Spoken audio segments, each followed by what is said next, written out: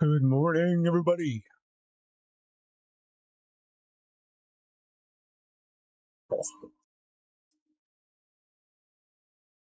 Morning stretch.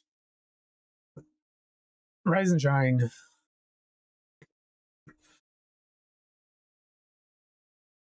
Not a whole lot for horror news going on today.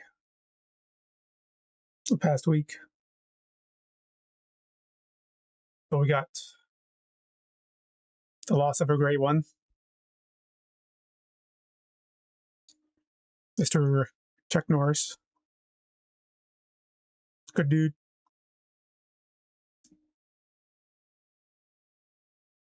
Will be missed. I watched a few episodes of Walker, Texas Ranger. It was alright. I remember him in The Expendables, fighting Bruce Lee, all that fun stuff. Rest in peace.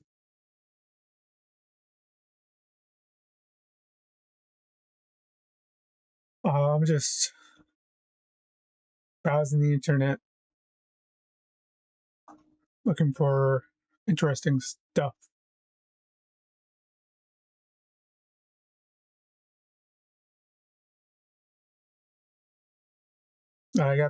Let's start with this.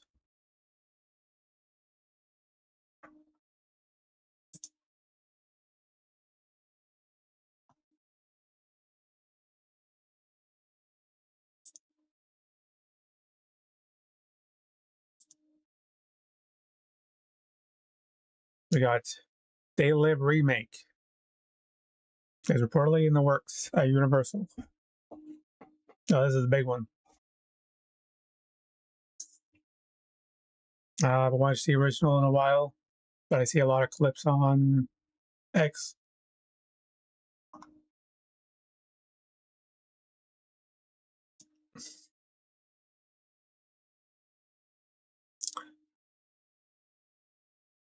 It says rumor alert. A They Live remake could be turning into something very weird and very bleak. Okay, this is kind of a remake chatter. This is instantly going to split horror fans down the middle. While some fans will feel the original is too iconic to remake, others will be curious to see how concept could be reimagined for 2020s.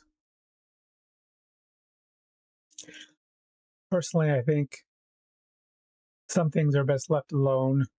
The original still holds up, as themes remain just as relevant today. Yes, all of that. Uh, Reimagine for the 2020s. Well, not 2020-ish. It'll be 2026.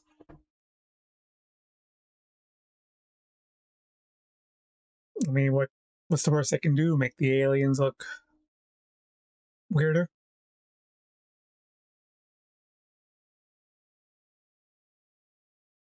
Probably not.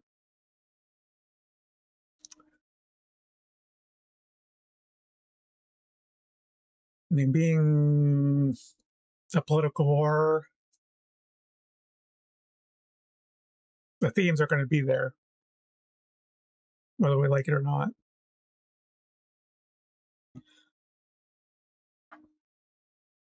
I'll take whatever I like. What I like from the original is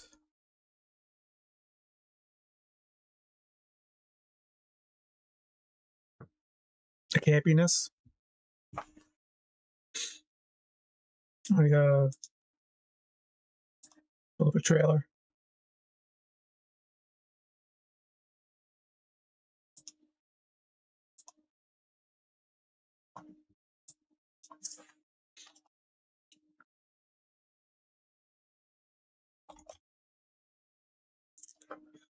They Live trailer from 1988.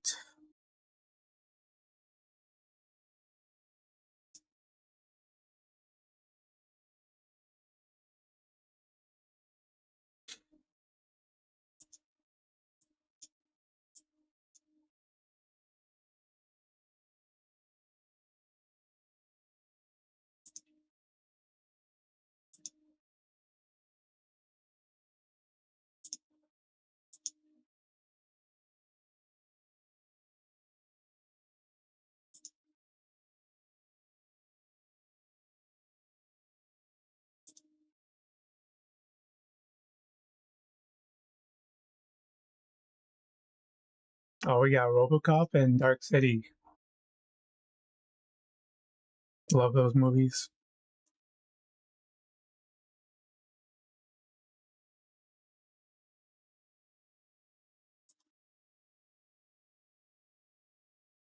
We I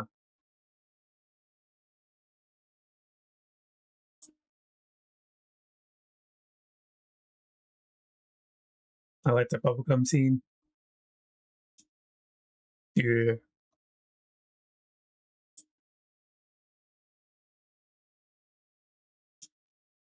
So yeah, 80s action.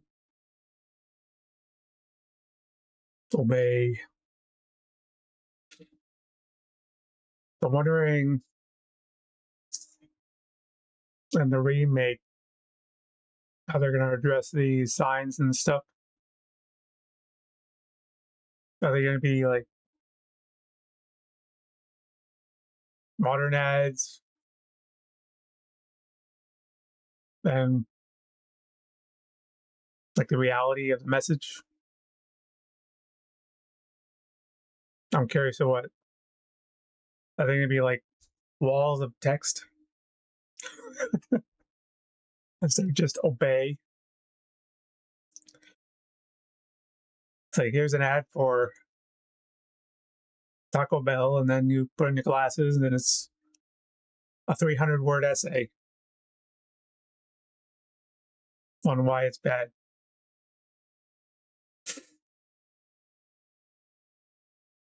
That'd be silly.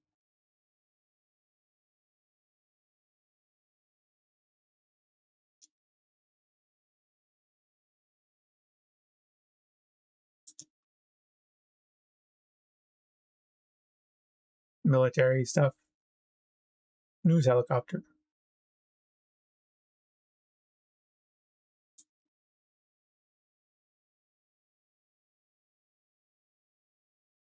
Dude.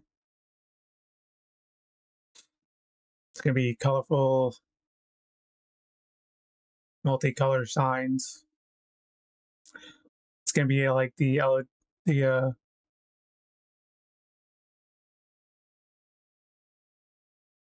RGB lights on the PCs.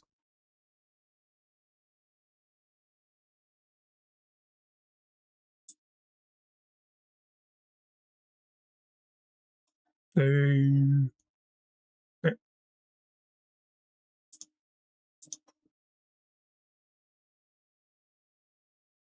I'm excited. I'll check it out. You know, I don't watch a lot of movies. So here, I just Googled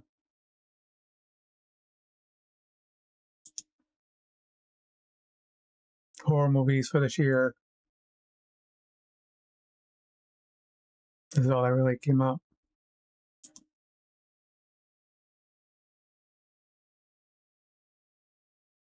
Do Not Enter, Killer Whale, Turn Silent Hill, Twisted, Dreadful.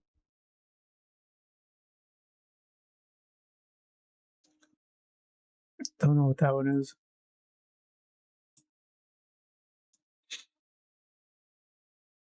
Send Help, House of Key, Ka, Sleepwalker.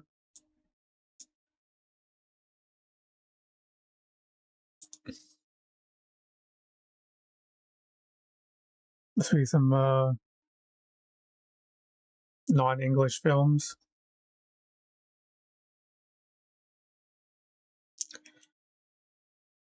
I'm going to refrain from saying the word foreign now because foreigners are everywhere. How can you say foreigners when there's some over here, some over there, English over there, English over here, Africa, Europe? So it's non-English films. That's how I'll refer to it.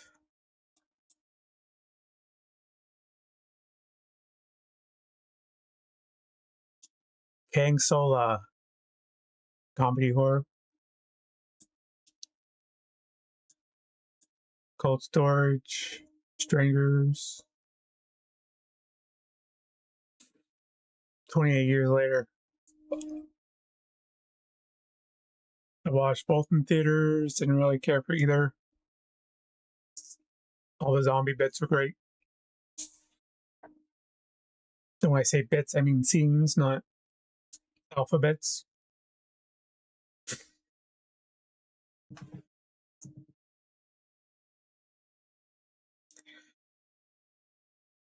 And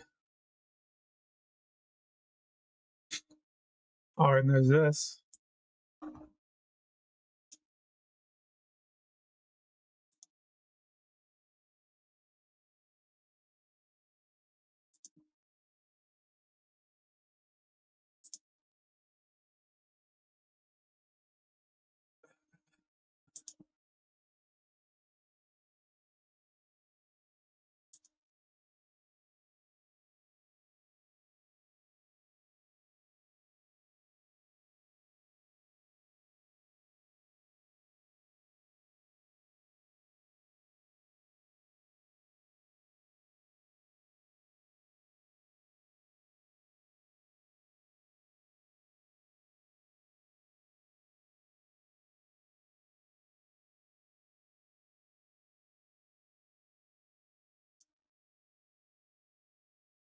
Wonderful gem that was supposed to come out.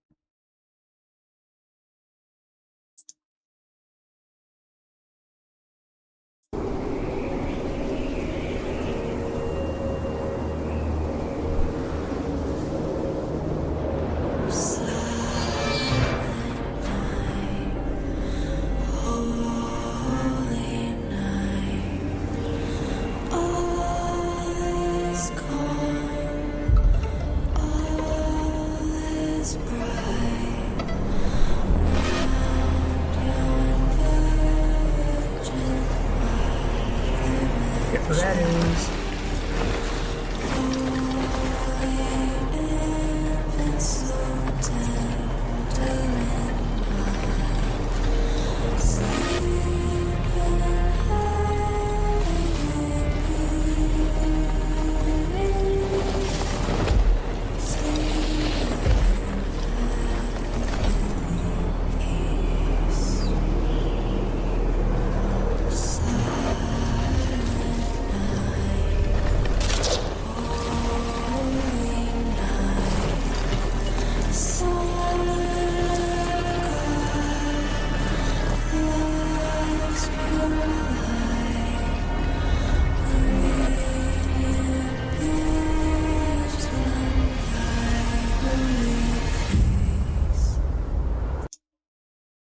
There it is.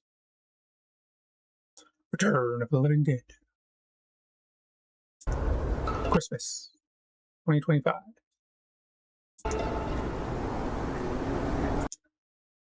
Steve Walsh.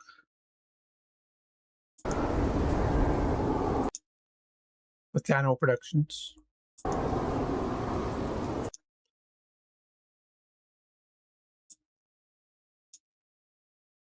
See more at returnofthelivingdead.com.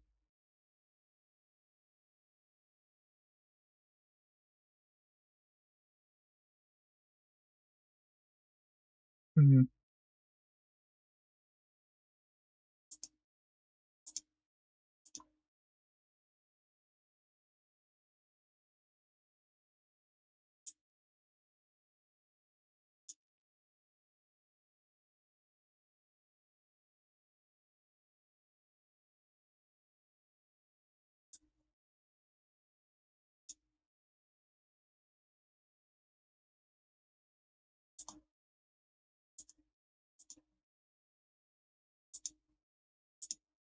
Oof.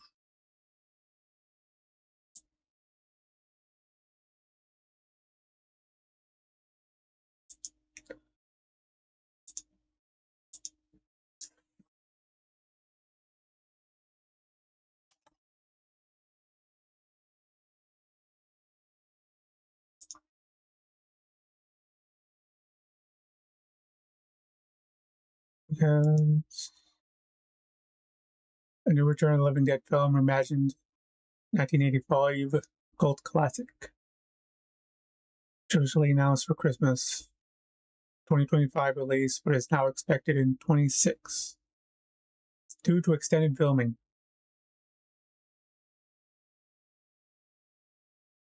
Directed by Steve Walsh, the film centers on new Dryoxin 245 leak, causing a zombie outbreak in a small Pennsylvania town.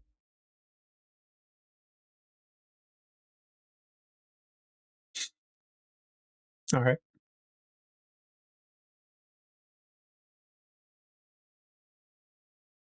I'm excited for that one. I watched other videos saying they weren't that excited, but I am. Oh, I think we know what else we got for news. We got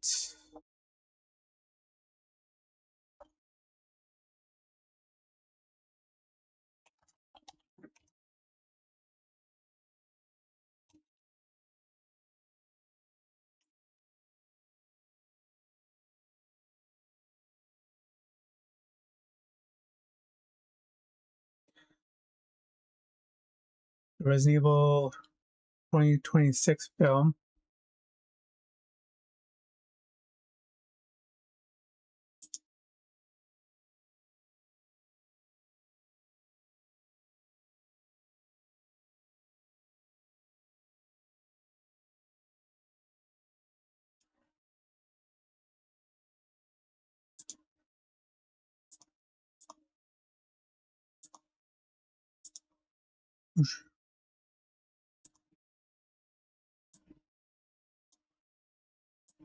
Has finished filming.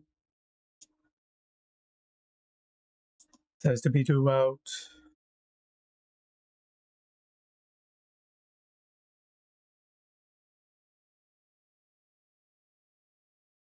September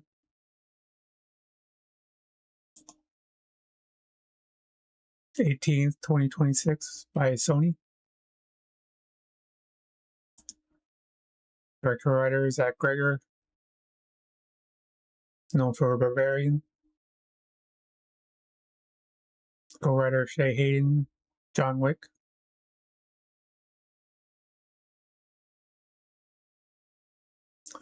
I have no idea what to expect from this one. It's just a whatever film for me. Zombie outbreak film with sprinkled notes of Resident Evil. Uh, yeah, check it out, review it. I did not, however, watch the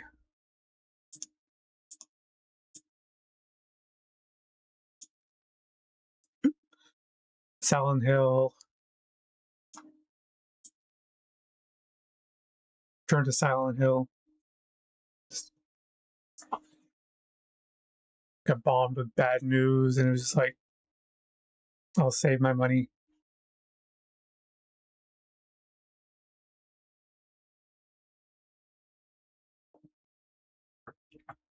I'm all set with that.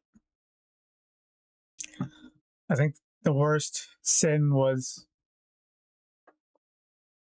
the Gravestone. See if I get images of it.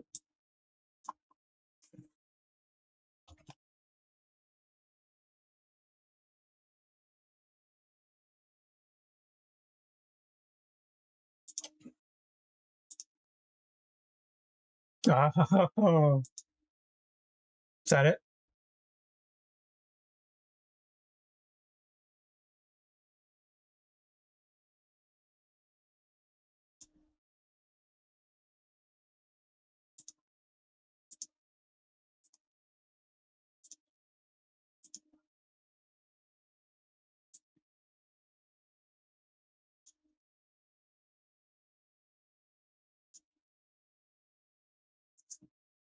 Mary Angela Laura Crane.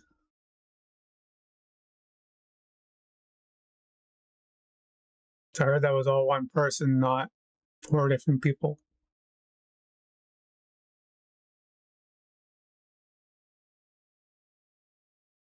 Rock, is this true?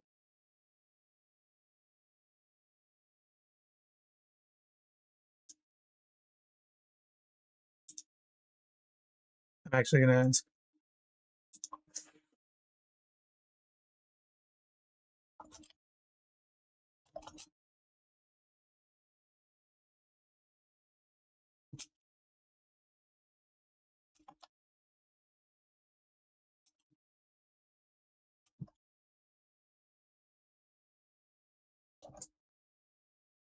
See what he says.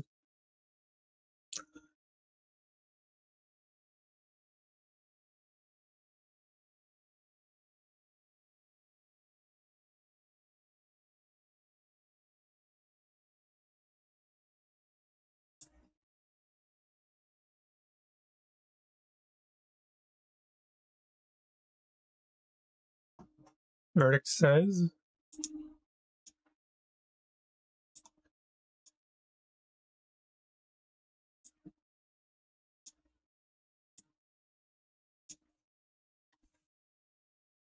yes. That's a real and widely mocked detail from the 2026 film Return to Silent Hill, directed by Christoph G.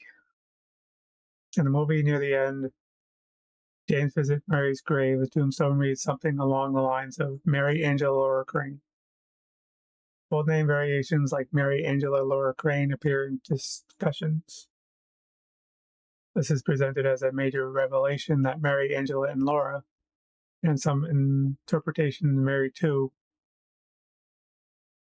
Maria, are all the same single person. One woman whose different aspects of identities manifest as a separate characters from Silent Hill 2. Wow. What do you know?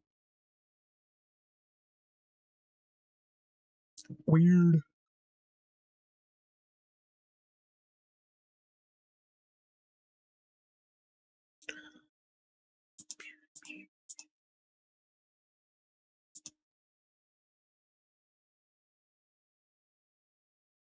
All right.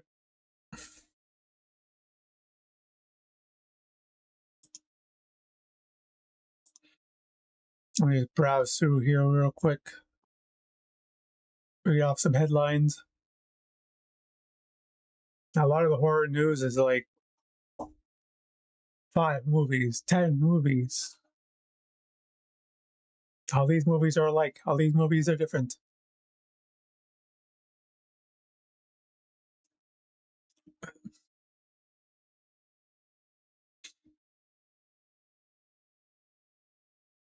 Jack's back. Universal Orlando reveals first Halloween Horror Night details. Cancelled horror movies.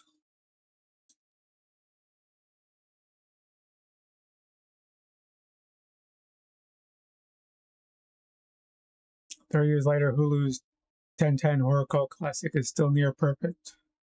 There's a lot of headlines like that too. Now every horror movie is near perfect.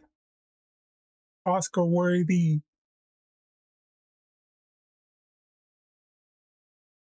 Get these scream queens their Oscars.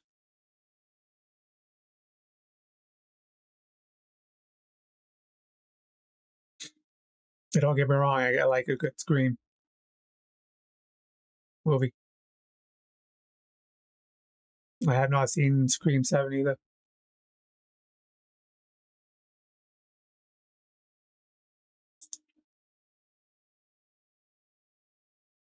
No.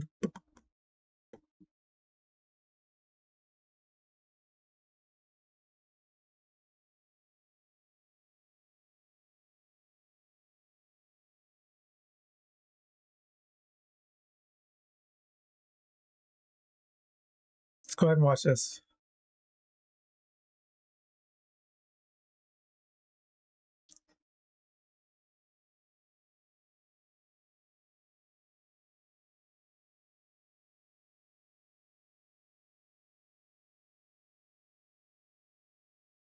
As a player,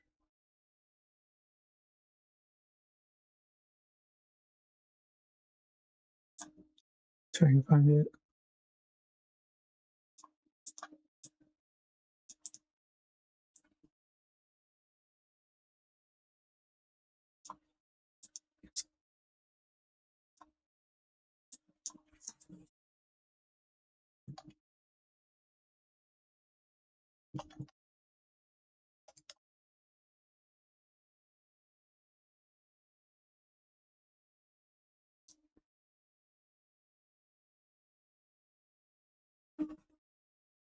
Is that the same one?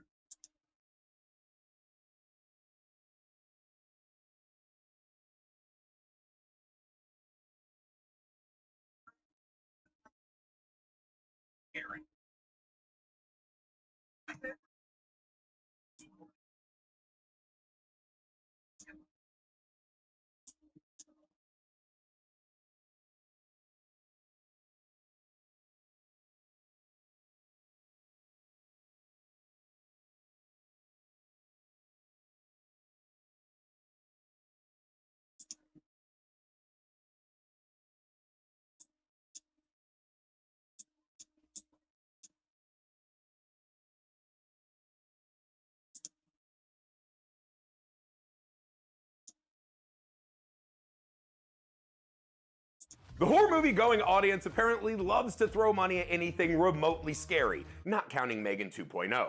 Why then were the following movies canceled before they even had a chance? In August 2003, horror icons Freddy Krueger and Jason Voorhees decided to focus less on promiscuous teens and go toe-to-toe with each other instead. Directed by Ronnie Yu, Freddy vs. Jason was a box office hit, as audiences delighted in the sight of two slasher legends trying to kill the crap out of each other. But this head-to-head matchup was almost a battle royale. After various Friday the 13th comic books and movie-based Easter eggs suggested that Jason was a Deadite from Sam Raimi's Evil Dead saga, it was proposed that the latter's protagonist, Ash Williams, get in the ring for Freddy vs. Jason vs. Ash. After getting a call from New Line Cinema, Ash's real-life alter ego Bruce Campbell was open to the concept, for a little bit at least. Groovy. Campbell was immediately turned off when New Line Cinema executives told him that they didn't want to jeopardize future standalone films for Freddy and Jason, so neither character could be destroyed. Nice guys. Campbell turned it down, and with that, Freddy vs. Jason vs. Ash was dead in the water. In 1982, America fell in love with a certain long-necked, cross-dressing alien with the release of E.T. the Extraterrestrial.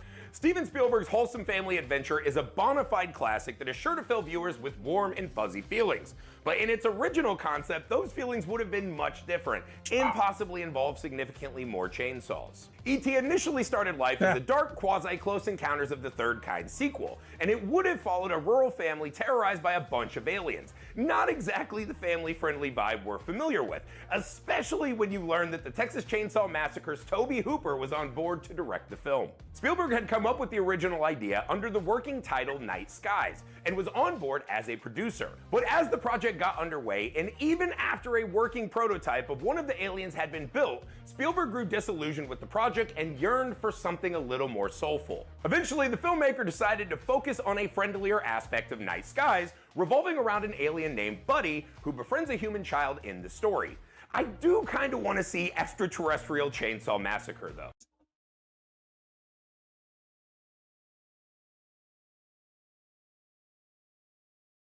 Surprised we never got a ET, any more ET movies.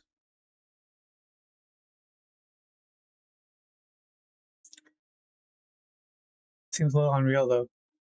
Chainsaw Massacre.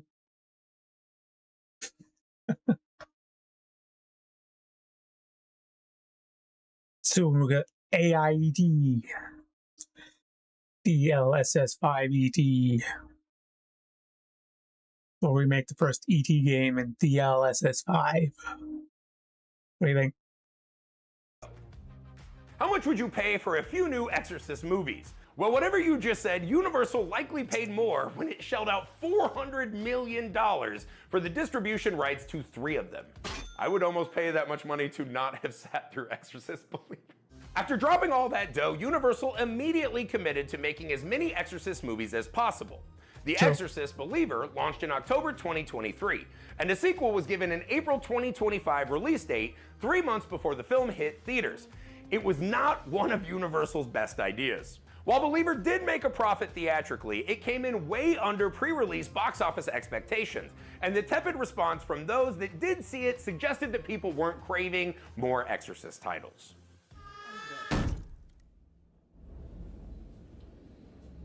I think it would have been good.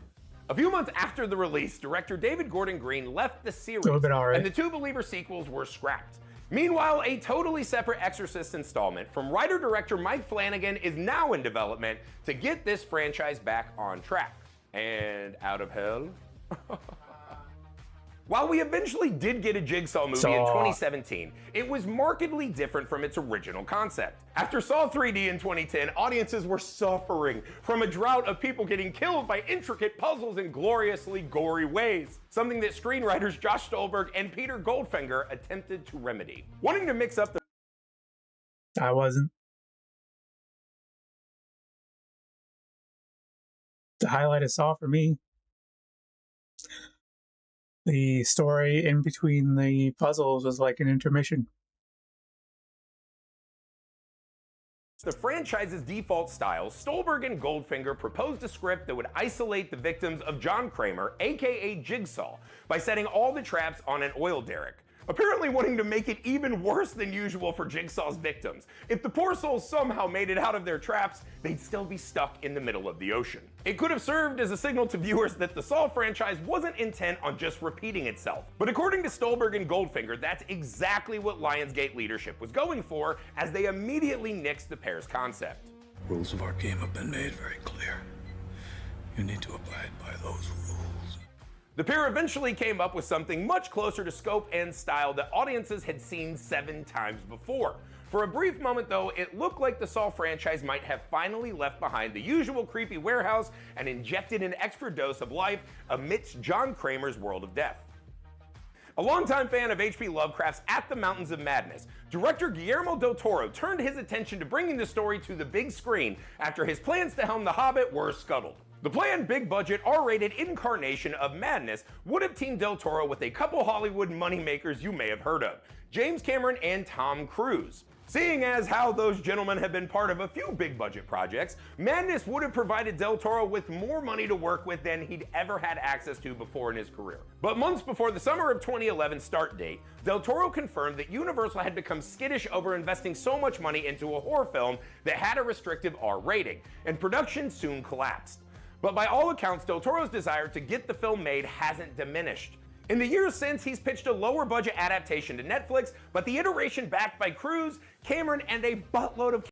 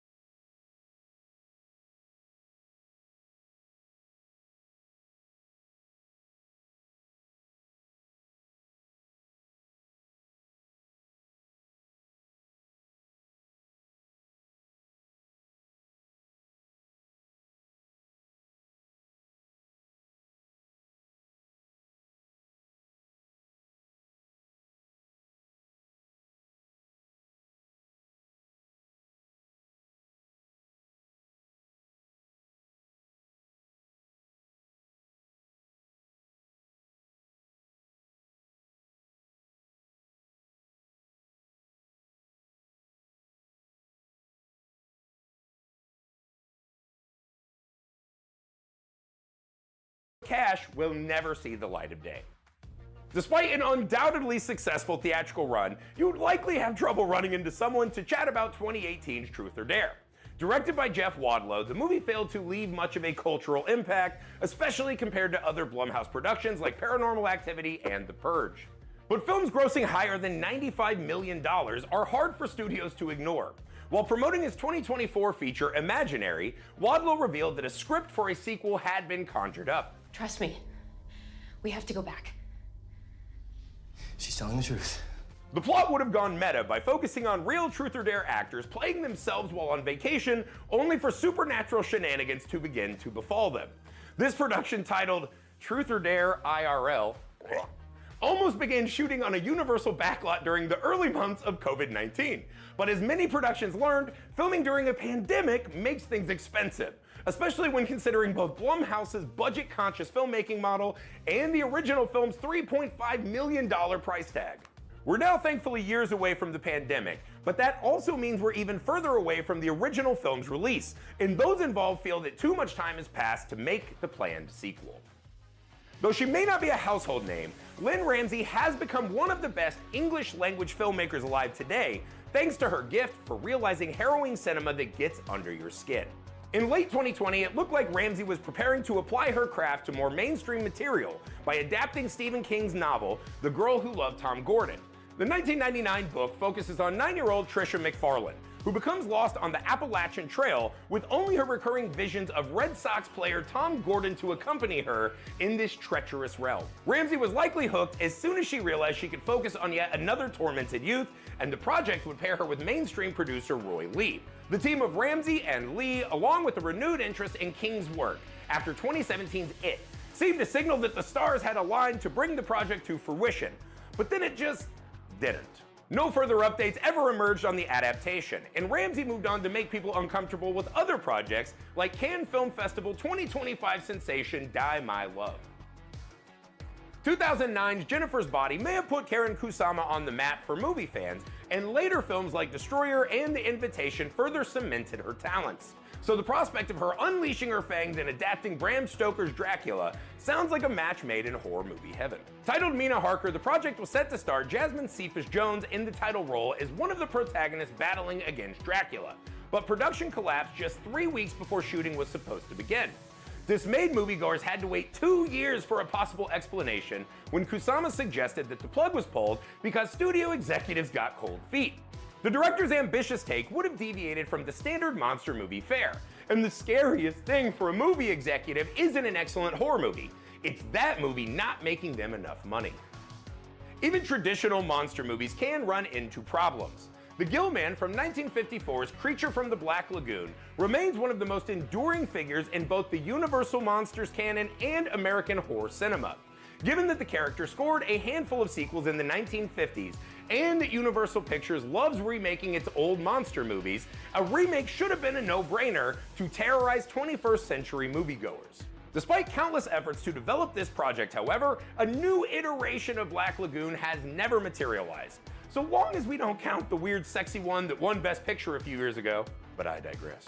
By 2009 though, all the best laid Black Lagoon plans had gone awry. Eisner got out while the getting was good, and suddenly chaos consumed the endeavor. For a moment, Universal courted Carl Wrench to take over the film, but this never panned out, and Wrench is currently facing fraud and money laundering charges.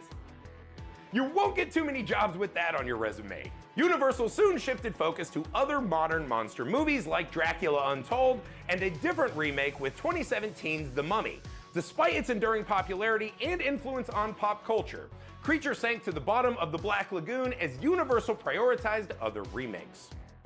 Though rich in source material, getting a modern-day Twilight Zone movie off the ground has proved just as frightening as some of the show's best episodes. In the late 2000s, a 21st century Twilight Zone movie reboot gained some momentum as Leonardo DiCaprio stepped aboard to produce the project for Warner Brothers Pictures.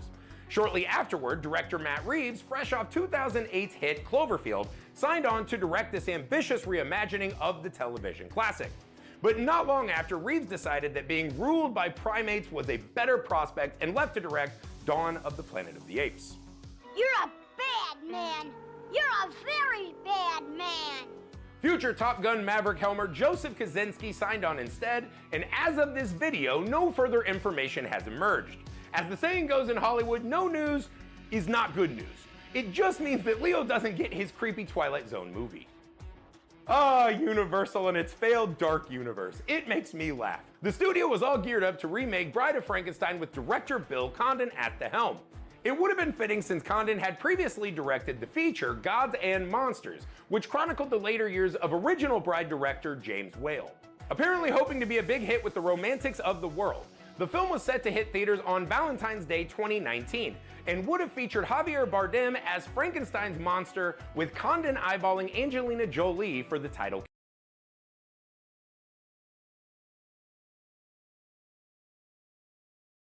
character.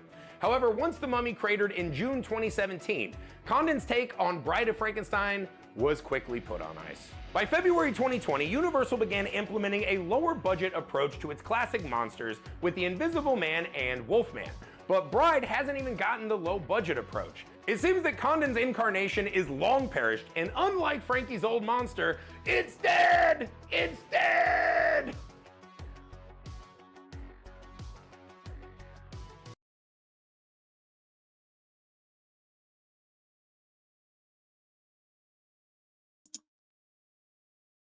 Bammy.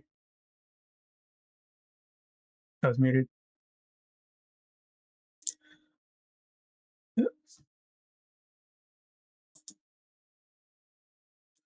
Was that movie we did get, though?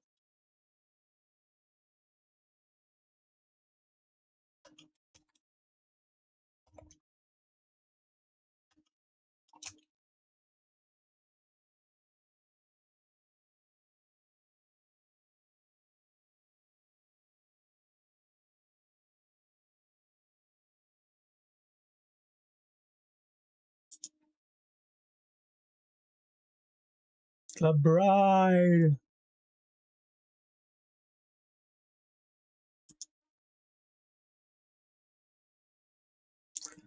Yeah, I watched a few reviews on that.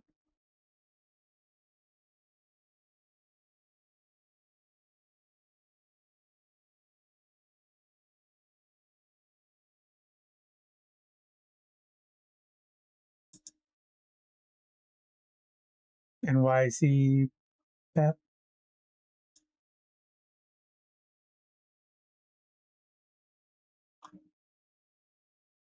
Trying to find a.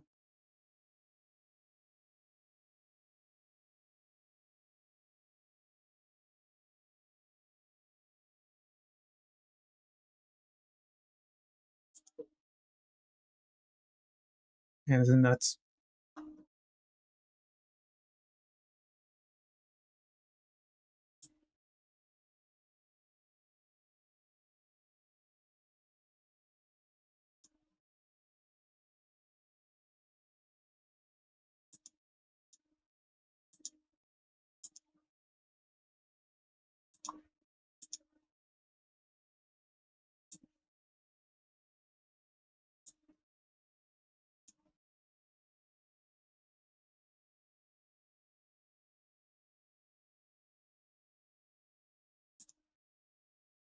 And they have Bonnie and Clyde.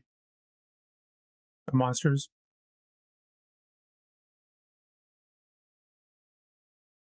Weird.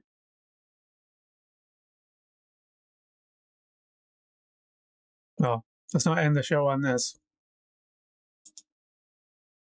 Let's bring up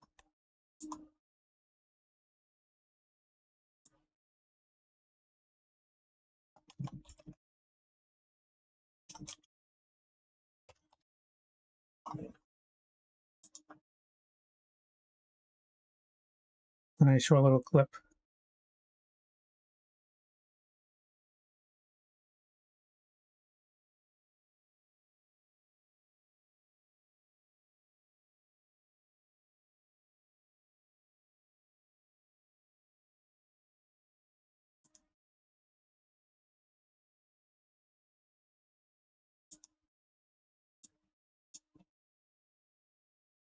In memorial. That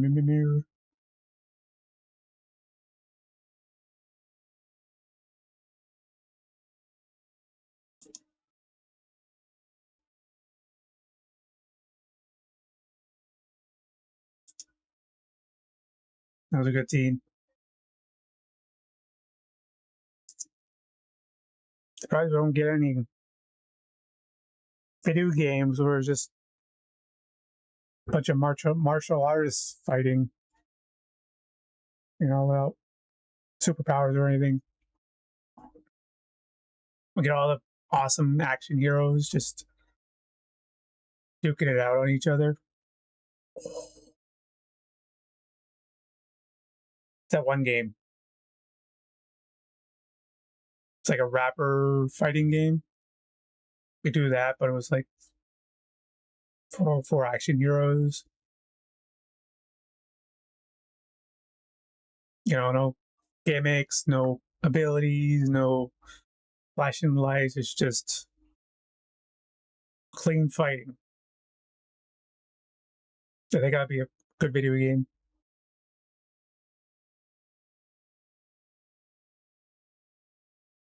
Yeah.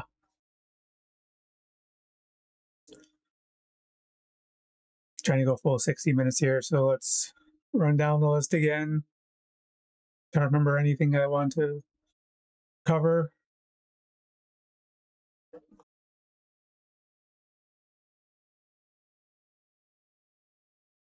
I realized when I did episode 1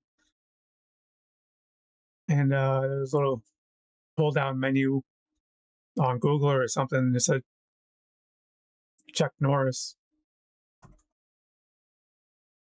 That was crazy.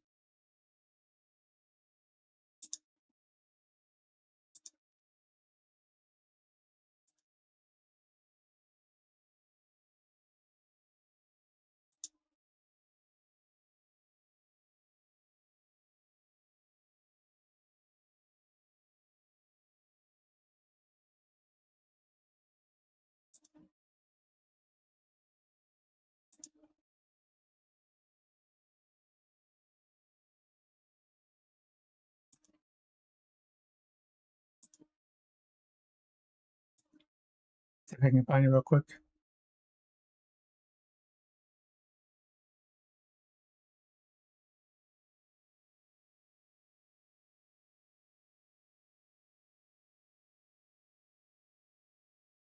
No, I screwed up my first episode pretty bad. I kept it up anyway. No. Yeah, it's a Chuck Norris on the pull down menu.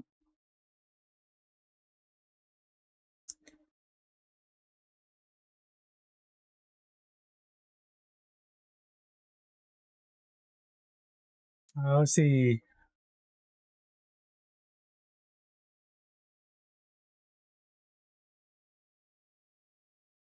My top 5 horror movies of all time. Number 1 is Reanimator, of course. Number 2, Creature from the Black Lagoon. 3, Crazy's original and remake. I do like the remake more. 4, Call of Cthulhu 2005. 5 would be Cabin in the Woods. I watch that one a lot.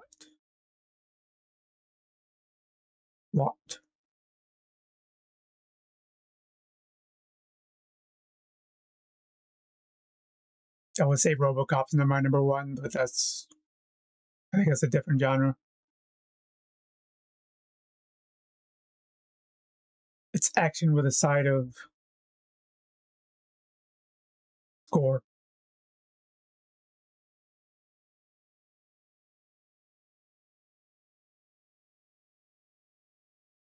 Oh, here we go.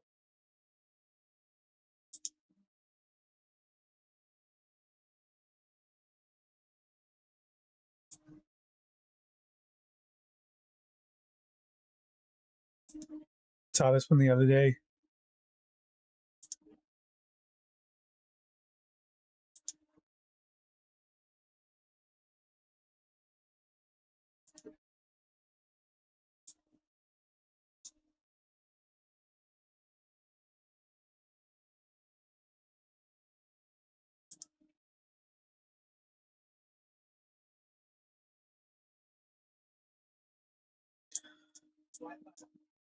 Yeah, Goosebumps creator R.L. Stine's popular horror movie getting a sequel. I have watched the first one on Tubi. If you haven't seen it, go check it out. It's just a silly, creepy little movie. Good stuff.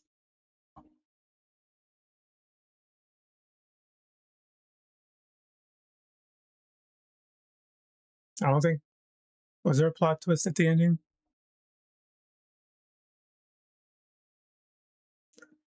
It's kind of a screwed up ending. Kind of makes you laugh a little, but it's really sad.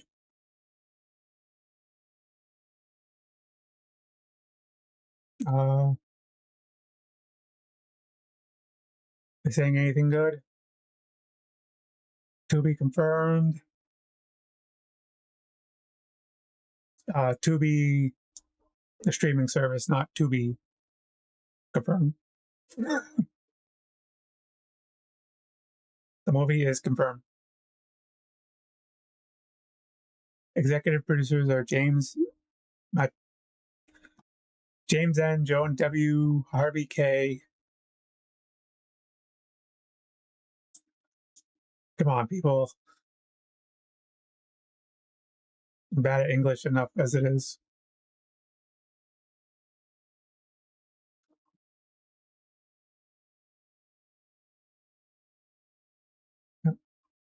Yeah, go check that out. Get ready for the sequel.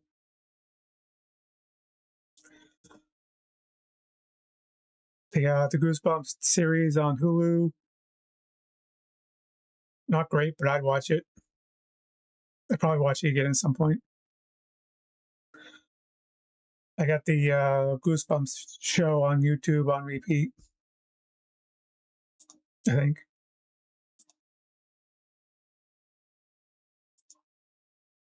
They're running right now.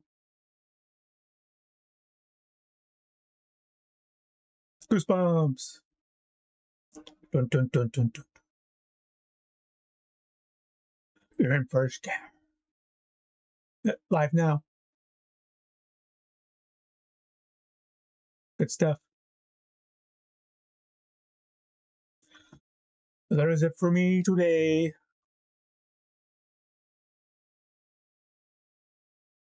I hope everybody's been mourning Chuck Norris well,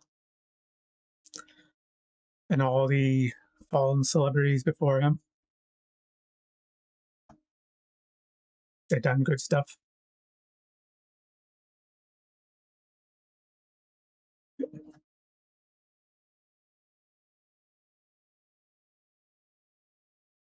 All right, I will be back up in a little bit.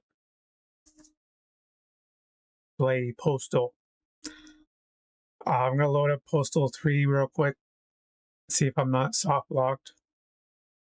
And if I am, I'm going to move on to Postal 4. Do that for a little while. Have a good old crazy time. Till then, be unbottled.